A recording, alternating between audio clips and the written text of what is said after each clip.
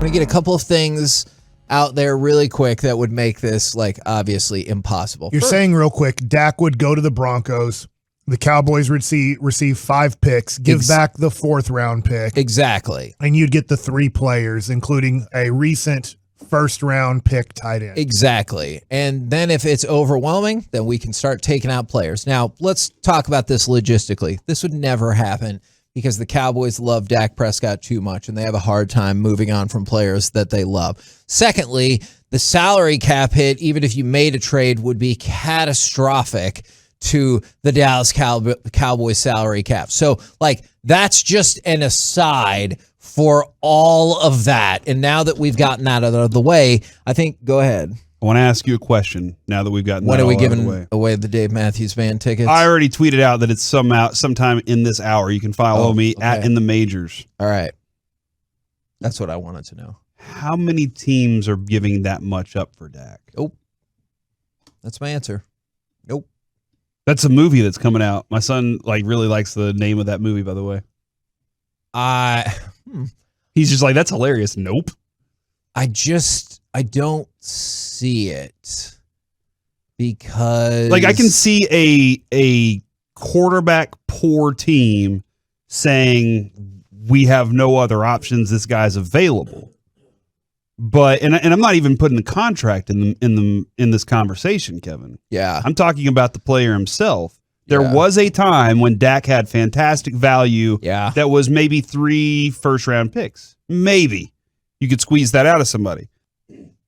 And that was going into his final season whenever they were franchise tagging him, right? That was the year that when we were having this discussion, I was like, yeah, absolutely. He's worth that.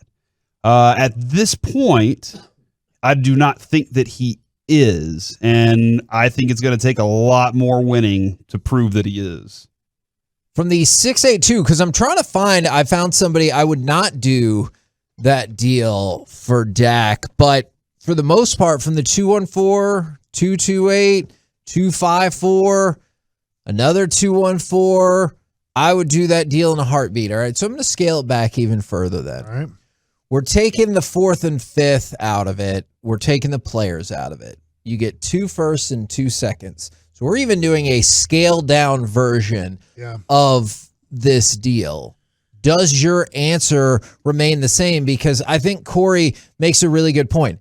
I still think that Dak Prescott is a good quarterback. He's going to be 29. I know there's concerns about the way the second half of the season went, and I have concerns about the contract, which honestly, and this is the thing that's going to really hurt people to hear. You realize his contract hasn't even kicked in yet? Realistically. I know it already started, but if you think... Did he not get paid last year, Kevin? No, not under the cap. I mean, he did, but under the cap. Do you know what Dak Prescott's cap hit was last year? It was $40 million, right? No, it was $17 million. Is it this next year? No, this year? Yeah, coming up. $20 million. $3 million more. Yeah. That's fine. That's good, actually. Okay. That's really good. So for people that are complaining and they're like, you can't win with a $40 million quarterback, you didn't have to compete with a $40 million quarterback. Your cap hit for Dak was 17. Your cap hit with the restructuring was 20. You know why? Because you know what it is in 2023 and 2024? $49 million and $52 million. So trade him then, is what you're saying. That will still be very difficult. But my point is people are bitching about how much money he makes. You haven't even seen that yet. You have not even seen Dak make money that costs this team, and they already can't afford things. So you're saying Dak's saving up for those years? Is that he's saving all the success? That's a terrible strategy. But how are we going to make the playoffs 50% of the time if we trade Dak? Well, you tear it all down, and then you make the playoffs 0% of the time, which, considering we haven't made the playoffs in back-to-back years in 16 seasons, I'll take my chances with that. I will say, there are a couple, I think they're right about this. A lot of Cowboys fans out there do forget what it was like to not have a quarterback, to go through that time period of and there are a lot of teams that are still searching for that. It's finding those guys is not easy.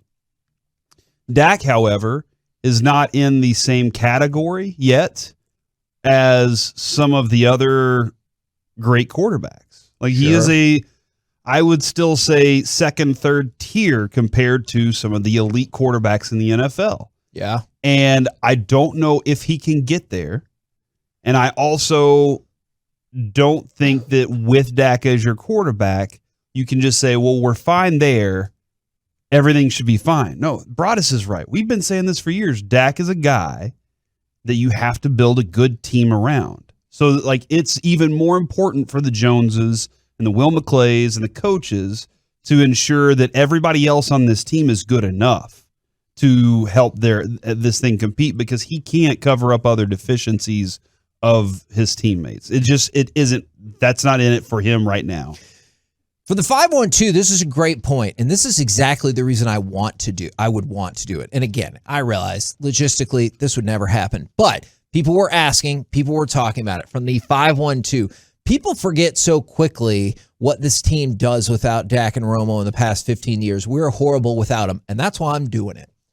Because are we all tired? Like, are you tired of this treadmill of mediocrity of the Dallas Cowboys? They never go anywhere, all right? It's been 26 effing years, and they never go anywhere. Oh, we made the playoffs. Awesome. And then what? You effing lost, because outside of the Lions, you have the second worst winning percentage in the playoffs in the last quarter of a century. So you know what? Yeah, let's just tear it all down. And we beat the Lions. Yeah, and we beat the Lions. Thank God for that, or we would be the worst.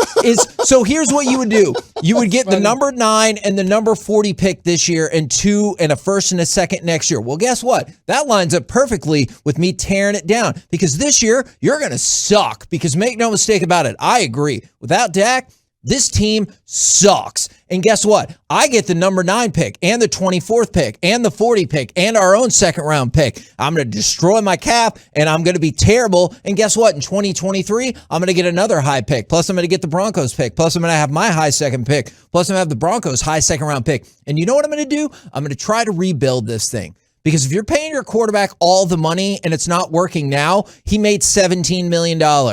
Not this upcoming season, but the next season, he makes $49 million. Think about that. You can't keep Amari when Dak makes $17 million. You probably can't keep DeMarcus Lawrence and Dak makes $17 million. You probably can't keep Cedric Wilson and Dak makes $17 million. None of this is Dak's fault. They offered him the money because we suck at negotiating, and he took it. Good for him. I would have done the same thing. I just worry that we're not good enough, because to have somebody to win here, you have to be great, because the Cowboys have shown that they are not good team builders monetarily. Your only hope is that they can be good team builders draft-wise, because monetarily, we cannot do it.